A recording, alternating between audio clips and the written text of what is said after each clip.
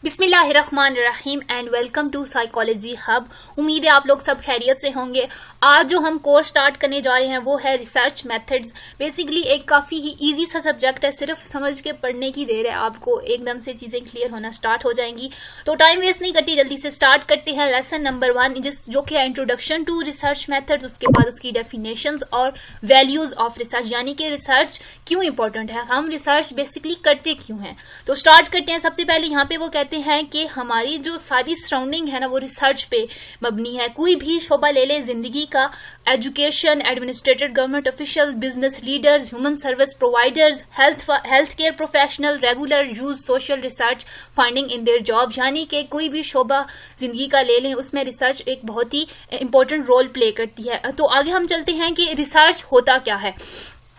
या इन्होंने एग्जांपल्स दी हुई हैं कुछ। In that assume for the moment that you are a manager of a restaurant, यानी कि आप सबसे पहले अज्यूम करें कि आप एक रेस्टोरेंट में काम करते हैं और आपको वहाँ के जो वेटर और वेट्रेसेस आपने रखी हुई हैं, आपको उनके बारे में थोड़ा सा रिसर्च करनी है। दैट उनको एक फ्रेंडली एटमॉस्फेयर देने के लिए आपको क्या चीज़ें एक रेस्टोरेंट में करनी चाहिए। तो उसके लिए आपको सबसे पहले तो आपने क्योंकि उनको एक बेसिक फ्रेंडली माहौल नहीं मिल रहा, तो जिसकी वजह से टर्नओवर में कमी आ रही है। टर्नओवर मतलब जो आपकी डेली आप वहां से बेनिफिट्स प्रॉफिट्स ले रहे हैं, तो क्या प्रॉब्लम है सबसे पहले आप उसको फाइंड करते हैं। देन आप कुछ ऐसा एक्शन लेते हैं दैट कि उससे आपका टर्नओवर में इजाफा हो सके। दैट इज समहाउ रिसर्च क्या होती है, और रिसर्च मेथड जो हम आगे जाके डिस्कस करेंगे वो भी। आगे चलते हैं। और सबसे पहले a systematic inquiry whose objective is to provide information to the problem is one way to explain research. ये अब आपको छोटी छोटी सी डेफिनेशन देंगी, जो मुझे इंपॉर्टेंट लगती हैं डेफिनेशन, वो मैंने सारी हाईलाइट कर दिया। सो आप भी यहाँ या तो यहाँ से हाईलाइट कर दें, या जब 23 लेक्चर हो जाएंगे तो देन मैं आपसे शेयर कर दूंगी लेक्चर। What is research.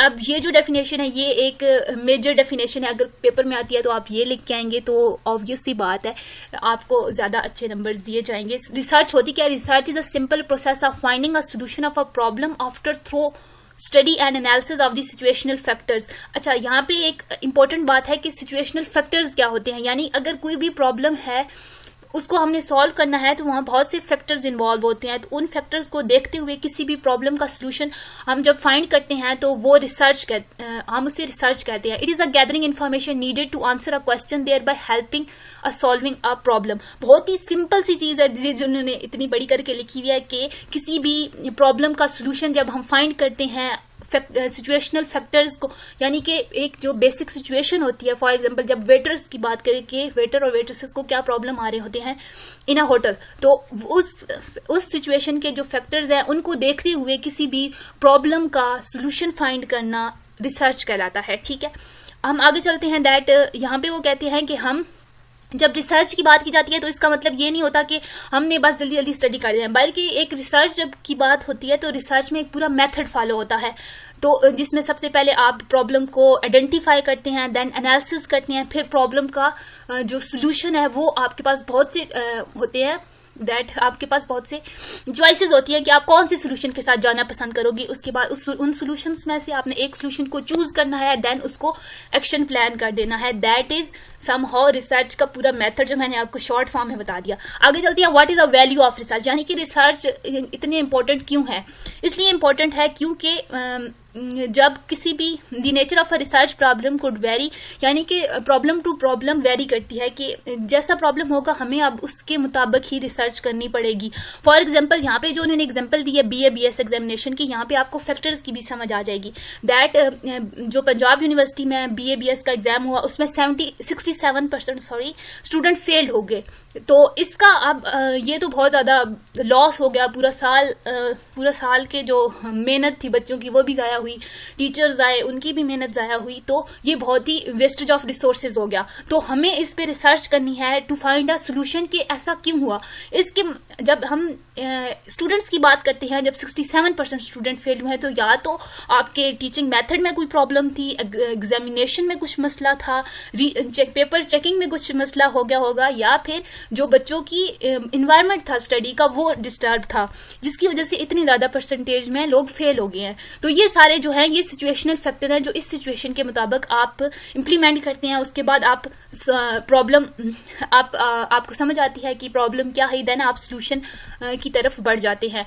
इस तरह so a study may be carried out a diagnosis the situation and the recommendation to be applied to overcome the undesirable situation of a maths failure of a student. यानी कि ये एक undesirable situation थी जब इतने बच्चे fail हो गए। कोई भी नहीं चाहता कि हमारी जो यूनिवर्सिटी है उसका इतना लॉस हो, रिसोर्सेज का लॉस हो, उसके बाद रेपुटेशन ख़राब हो जाती है। तो फिर इसके बारे में रिसर्च की जाती है एंड देन सोल्यूशन फाइंड किया जाता है। आगे हम चलते हैं, रिसर्च में भी कंसिडर्स एज एन, ये एक और डेफिनेशन आ गई दैट, सबसे पहले यहाँ देख लें ये जो चीज़ है ये कि रिसर्च क्यों की जाती है। रिसर्च इसलिए की जाती है क्योंकि जब एक इंसान रिसर्च करता है उसके बाद वो थेरीज और मॉडल्स बन जाते हैं। जब नेक्स्ट आने वाले यानी कि नेक्स्ट जनरेशन को वो ही प्रॉब्लम मिलता है, मतलब उनसे सामना करना पड़ता है, तो उनके पास पहले से फाइंडिंग्स होती हैं तो उनके लिए आसानी हो जाती है।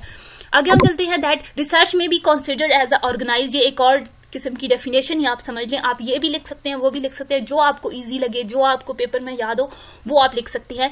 रिसर्च में भी considers as an organise systematic data based critical objective scientific inquiry. अच्छा, यहाँ पे वो क्या कहते हैं, रिसर्च क्या होती है, रिसर्च सबसे पहले ऑर्गेनाइज होती है, उसके बाद सिस्टमैटिक होती है, यानी कि एक सिस्टम को फॉलो करके चलती है। डाटा बेस्ड यानी कि ऑब्वियसली बात है, जब हम रिसर्च की बात करें जैसे 67%, तो उसमें कुछ डाटा होता है कि इतने स्टूडेंट फेल हुए, इतने काजेस थे जिसकी वजह से वो फेल हुए। क्रिटिकल यानी कि हमने एक ही प्रॉब्लम पे रहना है। ऑब्जेक्टिव साइंटिफिक इंक्वायरी और investigation into a specific problem, यानी कि हमने एक प्रॉब्लम पर स्पेसिफिक इन्वेस्टिगेशन करनी है। Undertaken with the purpose of finding answer और सोल्यूशन, यानी हम इतना काम क्यों करते हैं, ऑर्गेनाइज सिस्टमैटिक क्रिटिकल ऑब्जेक्टिव हो गए ताकि हम एक प्रॉब्लम का सोल्यूशन फाइंड कर सकें।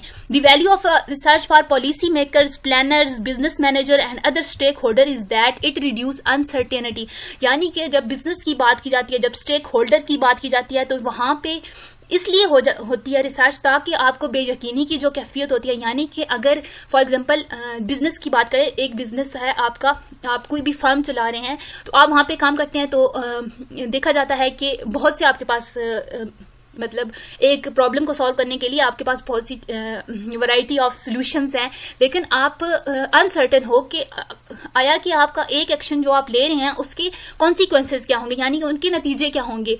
तो इसलिए उससे पहले एक्शन प्लान करने से पहले, कोई भी एक्शन लेने से पहले एक फर्म के लिए उस पर रिसर्च की जाती है, यानी कि इसके सम हो कितने कॉन्सिक्वेंसेस हो सकते हैं, पॉजिटिव वे में भी और नेगेटिव वे में भी। तो दैट इज सम और रिसर्च इसलिए बिजनेस में और स्टेक होल्डर्स में जरूरी होती है जो पॉलिसीज बनाते हैं। आगे चलते हैं that the decision making process associated with the development and implementation of a strategy involve 4 inter related stages, यानी कि जब डिसीजन मेकिंग की बात आती है तो वहाँ 4 आपके पास स्टेजेस होती हैं। सबसे पहले आपने आइडेंटिफाई प्रॉब्लम और अपॉर्चुनिटीज, यानी कि आप प्रॉब्लम की बात सॉल्व करने की बात करें या आप ये देखना चाहते हैं कि आपके पास कौन कौन सी अपॉर्चुनिटीज अवेलेबल होंगी एक स्पेसिफिक एक्शन के बाद।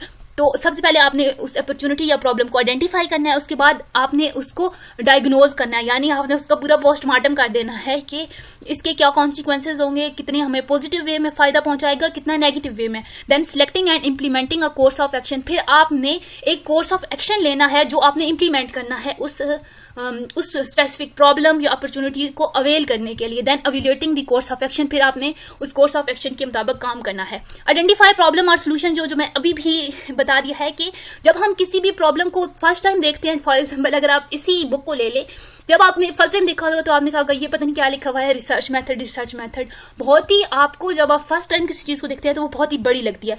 लेकिन जब एक प्रोफेशनल सा बंदा आपको मिल जाता है जो आपको चीज़ें क्लियर करके बता देता है, देन आपके लिए वो सारी चीज़ें समझना एक बहुत ही आसान चीज़ हो जाती है। आगे चलते हैं, research help in developing methodologies.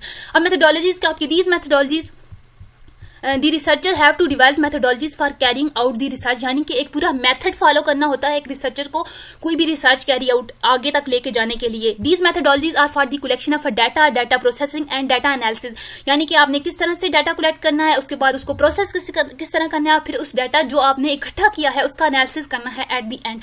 For the new researchers, जहाँ पे वो कहते हैं कि जब न्यू रिसर्चर्स होते हैं उनके लिए ये एक फायदा हो जाता है कि अगर वो चीज पहले से किसी ने की हुई है तो उनको फायदा हो जाता है कि वो उस चीज को यूज कर सकते हैं। लेकिन यहाँ पे एक और चीज है कि हर एक मेथोडोलॉजी जो पहले से पूरा मेथड बना हुआ होता है रिसर्च के लिए, उसमें आप किसी भी वक्त उसमें आप कर सकते हैं, बेहतरी ला सकते हैं।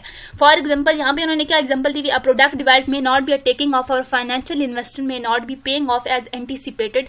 अच्छा, यहाँ पे कहते हैं एक प्रोडक्ट है जो आपको आपकी मतलब के मुताबिक फायदा नहीं पहुंचा रहा। Such disturbing phenomena had to understand and explain, अब इस चीज को समझना है और हमने एक्सप्लेन करना है। Unless it is done it will not possible to predict the future of that product और the prospects of that investment. अच्छा, यहाँ पे कहते हैं जब तक हम इस चीज को समझेंगे नहीं कि इस जो एक प्रोडक्ट है जो कि टेकिंग ऑफ होने वाला है, मतलब वो कि हम लॉन्च करने वाले हैं और इतना अच्छा वो फायदा नहीं दे रहा, हमें पहले से अनसर्टेनिटी की सिचुएशन है, तो हमने ऐसा करना है कि हमने पहले उस पर एक रिसर्च करनी है कि ये किन किन एरियाज में जाएगा प्रोडक्ट एंड ये सारा कुछ हमने लेके चलना है। That is not much important. अब चलते हैं, we are surrounded by research. ये क्या कह रहे हैं कि हमारे जो इर्द गिर्द है वो हर जगह ही रिसर्च की important है। For understanding for the professional work incorporation of the new finding in the particular situation and for the implementation of the recommendation in policy planning, the manager have to be well conversant with researchers। अच्छा, यहाँ पे वो एक बात करते हैं कि जो एक रिसर्चर्स होते हैं, जो मैनेजर होता है, उसको ये एक बेनिफिट होता है कि वो खुद रिसर्च नहीं करता बल्कि वो रिसर्च को ऊपर से हैंडल कर रहा होता है, वो अपने एम्प्लॉयज से रिसर्च सारी करवा रहा होता है। लेकिन यहाँ पे वो एक पॉइंट दे रहे हैं, ये to be well conversant with researcher, यानी कि वो अपने रिसर्चर्स के साथ उसका एक अच्छा ताल्लुक होना चाहिए ताकि जो भी फाइंडिंग्स हैं एंड पे पॉलिसी जो उन्होंने बनानी है उसमें कोई भी प्रॉब्लम उनको पेश ना आए। Many of you we preparing ये साल, ये फिर वो आपको कह रहे हैं कि आप में से कई लोग होंगे ऐसे जो मैनेजर पोजीशन के लिए अपने आप को तैयार कर रहे होंगे, तो आगे जो आपको मेथोडोलॉजीज बताई जाएंगी, मेथड बताए जाएंगे रिसर्च कंडक्ट करने के, वो आपको समहाउ बहुत ज़्यादा हेल्प करेंगे इन जो फ्यूचर लाइफ, अगर आपने मैनेजर बनना है या कुछ भी बनना है, क्योंकि प्रॉब्लम सॉल्विंग एक ऐसी चीज़ है जो कि सबको आनी चाहिए, तो वो आगे जाके आपको बताएंगे। होप सो आपको मेरी समझ आ गई हो। मैंने काफ़ी हद तक चीज़ें एक्सप्लेन करने की बहुत कोशिश की है। अगर आपको समझ आ गया तो चैनल को सब्सक्राइब कर देना और लाइक और शेयर भी कर देना। टिल देन अल्लाह हाफिज़, अगले किसी लेक्चर में मुलाकात होती है।